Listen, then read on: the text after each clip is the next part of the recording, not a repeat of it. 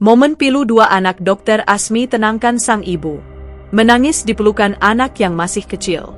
Kepergian Dr. Asmi Fadlih secara mengejutkan menjadi duka mendalam bagi keluarga.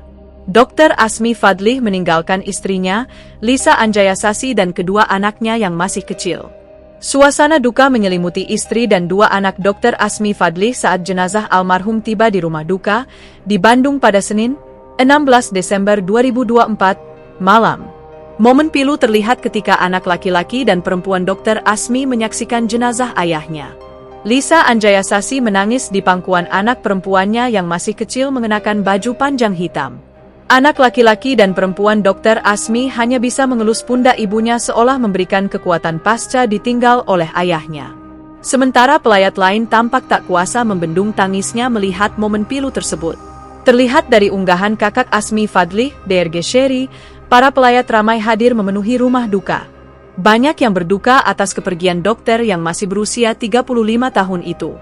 Lisa Anjayasasi yang masih sangat terpukul ditinggal untuk selama-lamanya.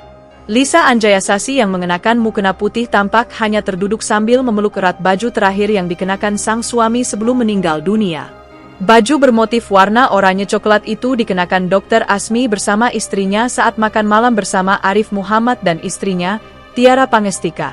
Melihat unggahan tersebut, tak sedikit warganet yang ikut merasa sedih dan berduka atas kepergian mendadak dokter spesialis kulit dan kelamin tersebut.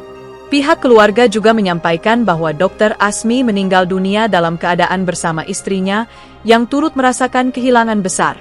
Asmi meninggalkan seorang istri Lisa Anjayasasi dan dua anak.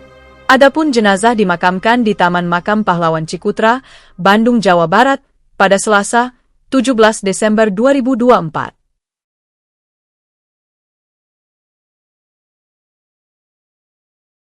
Download Tribun X sekarang, menghadirkan lokal menjadi Indonesia.